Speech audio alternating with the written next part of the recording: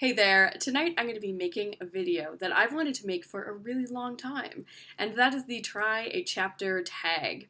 So this is a video I'm sure you're familiar with. It's been floating around BookTube for a while. You basically pick up a stack of books and you try out the first chapter of each of them and then try to decide which ones you are most excited about reading next. So for this video I decided to choose all long novels. So all of these novels are over 500 pages, and they also happen to all be written by female authors, which wasn't intentional, but just kind of the way that it worked out. I am so looking forward to reading all of these books. I tend to enjoy long novels since they're just so generous and I can really get invested in the characters and the storyline, but at the same time, these are the books that I have been avoiding. So that is going to end tonight. I'm going to quickly introduce these books and then I will check in with you after each chapter so we can decide what I will be reading next from this stack. So here are the 6 books that I'm going to be trying out tonight.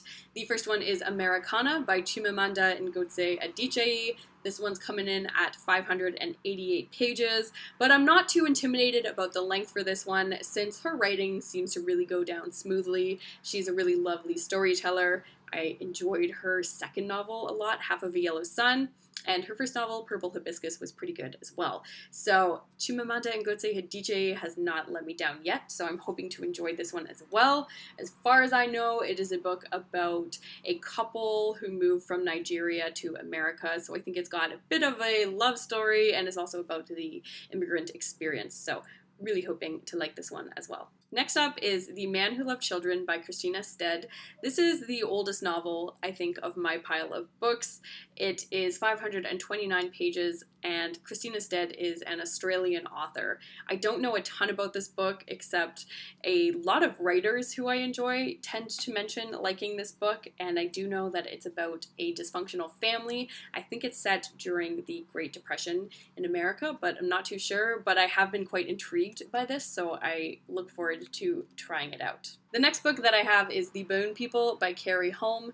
This book is 545 pages. I've mentioned before I love the cover of this book so much, but I'm hoping that the inside of it is going to be even better. This won the Man Booker Prize a while back, and from what I understand, Keri Hulme comes from a Maori background and is going to explore the intersection of Maori and European culture in New Zealand, which is a topic that I would love to learn more about. So I feel like this is a strong contender on this list and probably the book that I would guess that I'm going to enjoy the most out of all of these books. Up next is Pachinko by Min Jin Lee. This is 531 pages and a fairly new release.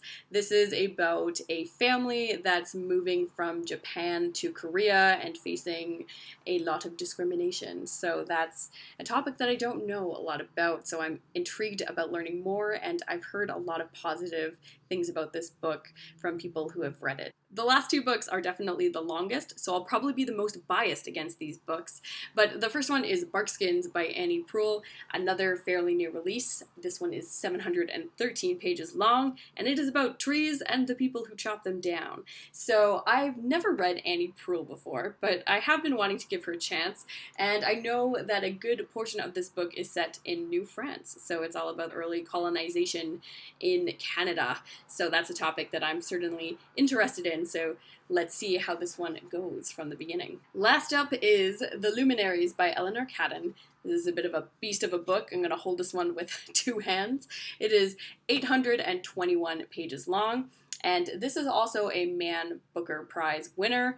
I think it was also up for the Golden Booker Prize as well, so a very acclaimed novel, and I feel like everyone that I know who has finished this novel has wonderful things to say about it and has really enjoyed the reading experience, so I think that this one is definitely going to be worth the commitment, but it's just getting started that I'm a little worried about. I know that it's set in New Zealand during the gold rush and explores a bunch of different perspectives. So let's see how this one goes tonight. So those are all of the books that I'm going to be trying out tonight. I am going to get started and I will check back in with you when I finish my first chapter. Alright, so I just finished chapter 1 of Americanah, and we're off to a great start so far because I really enjoyed this. These 22 pages went by really quickly. There's a certain warmth in the narrative voice that just drew me in really quickly and made me feel at home in this story. Like, I'm already quite invested in the character I've been introduced to is a girl who is Nigerian, has been living in America for the past 13 years, but has started to get very homesick and wants to return to Nigeria. She has been doing a fellowship at Princeton, so she's very bright. She's also writing a blog on the side where she deconstructs race in America, what it's like being an African American versus being an African immigrant in America.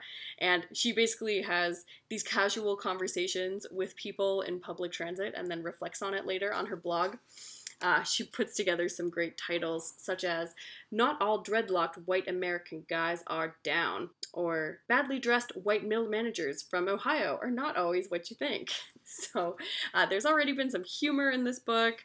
I'm invested in the character. I'm curious to see what's going to happen to her when she returns home. She's also breaking up with her long-term boyfriend, but we do know that she's thinking about a boy that she used to love that's in Nigeria, and he's married and has a child, but it seems like that romance is going to be pretty central to this plot, so really looking forward to seeing where this one is going, and I really want to keep reading it, but I've got 5 more books to try, so we'll have to see if this one stays on top. Back for another update. I just finished chapter 1 of The Man Who Loved Children by Christina Stead, and man, we are 2 for 2.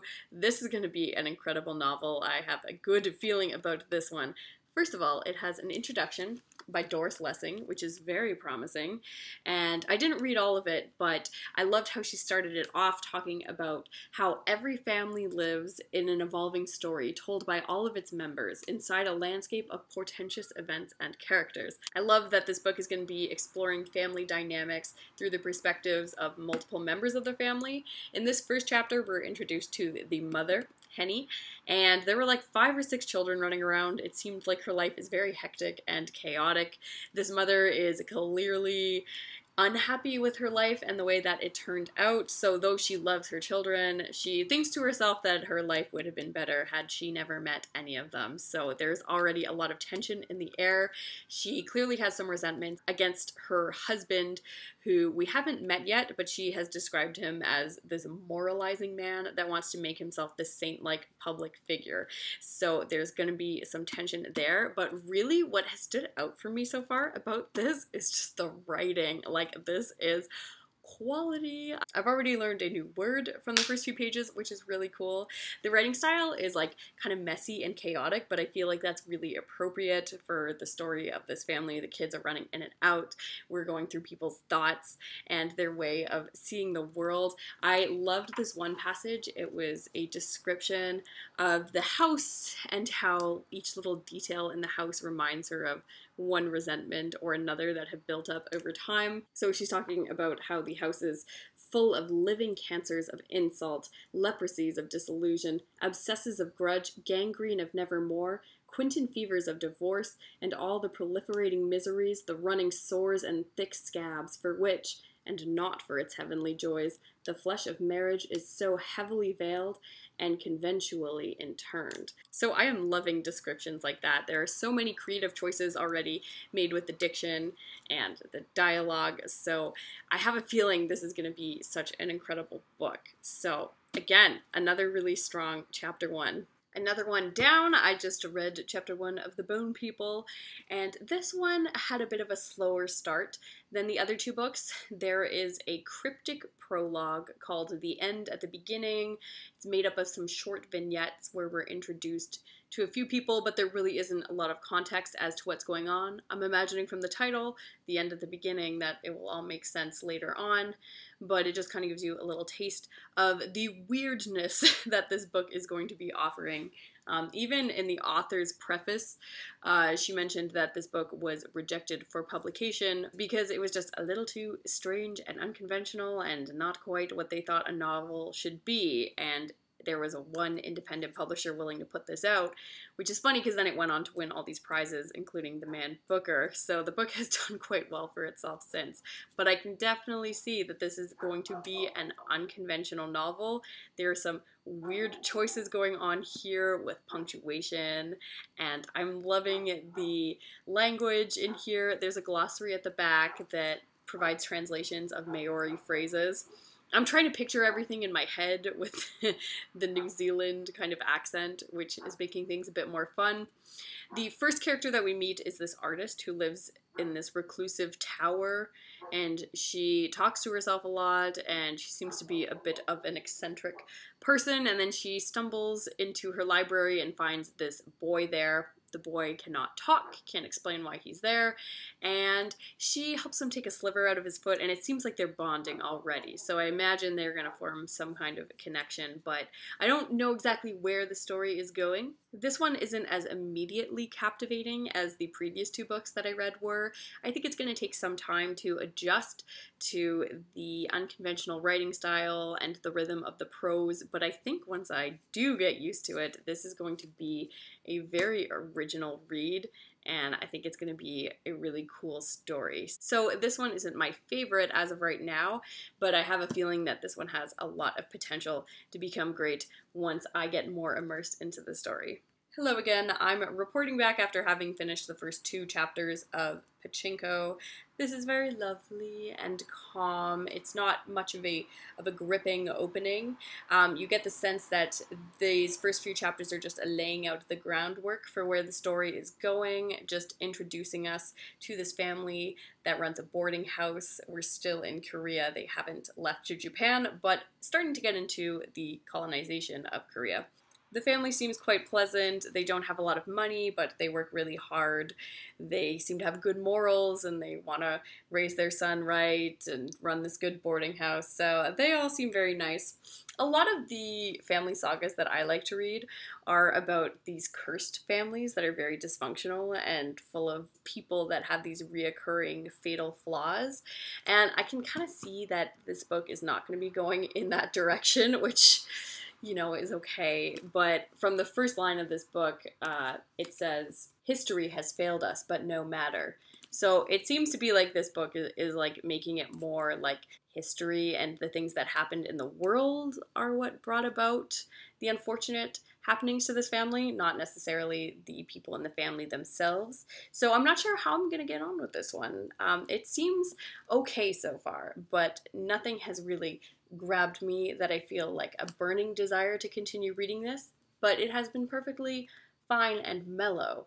So, you know, I could see continuing with it. I'm curious to see where it will go, but didn't really knock me out right at the beginning.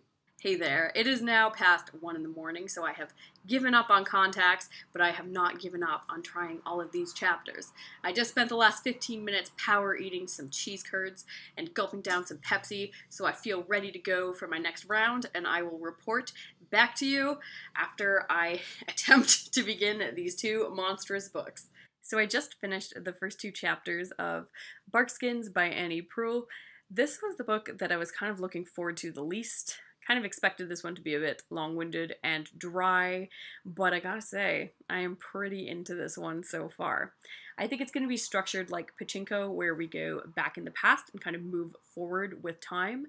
This one is going quite far back. I think we're in the 1690s, so before Canada is Canada. It is called New France at this point, and we're introduced to two men who have arrived to New France, and they meet their new employer, who is kind of crazy and wants them to clear forests with him. I'm intrigued with the narrative voice, which provides these objective descriptions of the intensity of the forests surrounding them, but also letting you know the mental states of these characters as well, who are kind of in over their heads.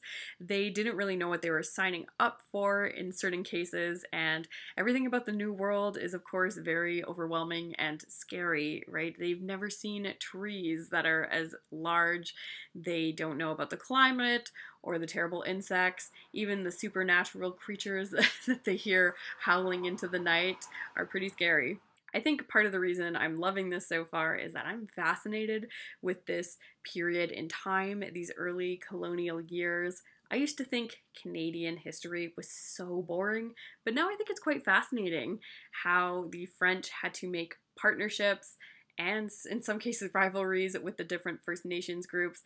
These settlements would not have survived without help from Indigenous people to show them how to actually live off of the land in this intense climate. So I'm curious if I'm going to continue enjoying this book as much as we move into different historical eras, just because I'm particularly really interested in this one. But I can see that Proulx is starting to develop her themes about how these settlers are already exploiting the land and how they're seeing it as resources. So I am pretty hooked from the start of this one, surprisingly, and it's already like mysterious and spooky, and you're out in the woods, so I'm liking this one a lot, and I'm curious where this thing is gonna go over the course of 700 pages. Here for my last update, I just finished dipping into the Luminaries. The first chapter in this book is 44 pages long, and ain't nobody got time for that, so I read half of this chapter. And I picked another awesome book. It was so compelling. This book starts off pretty cryptic. There's a note to the reader that makes a lot of references to astrology, so that's all confusing. But really, right away, this book starts rocking. Like, there is a good story. And Eleanor Catton is good at dropping little hints and making you feel engaged with the story and feeling some suspense. So she's like withholding some aspects of the story to kind of tease the reader along in a way that I find has really worked for me, because I know that this one character has shown up at this hotel in New Zealand and he has had this horrible passage and he's got these terrible reasons for leaving home, and I just really want to know. So I find that kind of trick very compelling for making me want to continue on with the book. Right from the first paragraph, there was this excellent sense of atmosphere. This character has just interrupted some kind of secret meeting happening in this hotel lobby, and I'm also very curious about that. I want to know who these 12 guys are and what they're going to talk about. So already my mind is kind of spinning, wondering where this book is going to go, and the descriptions have been very on point so far, and the characters are sort of discussing what kind of crazy special individual it takes to journey to the ends of the world, aka New Zealand, to partake in this gold mining business. So, I mean, I'm just very intrigued with this book. Obviously, since it is just so long, I have no idea where the story is going or how astrology is going to play a big role in this.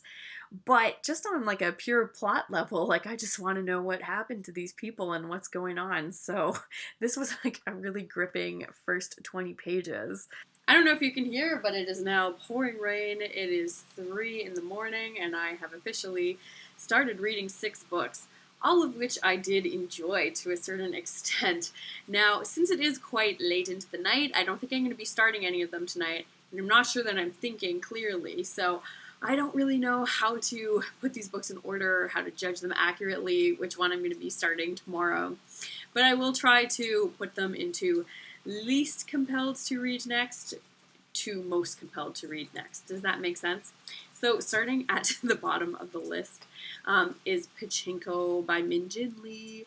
Again, there was like nothing wrong with it. It was fine. It just didn't give me enough juicy drama to make me want to continue reading it right away. Following that, I'm going to put The Bone People in 5th. Again, I think that I'm really going to like this book, but from the first 20 pages or so, it was kind of disorienting, and I know that I'm going to have to make an effort with this one to get into the story a little bit more. So while I do think this is going to be an excellent read, I didn't get far enough into the plot to feel the need to continue with this right away. So I will put this one down for now. Moving along is The Man Who Loved Children by Christina Stead. Now, I think that this is my favorite out of all the books in terms of writing. I think that this one is going to be the one that I like the most, which is weird that I'm not going to be picking it up next. But also this one, again, there really wasn't a lot of plot in the first chapter. It was mostly introducing you to the characters more and the situation. So while I think this is going to be a book that I truly love and I'm very excited to read it after checking out the first chapter, again, it's not one that I feel like I need to know what is going to happen in this book. I need to find out. Rather, I feel like I am very intrigued to continue with it, but I can afford to do so at a later date. However, really excited about it. Then in third place, I'm going to put The Luminaries by Eleanor Catton.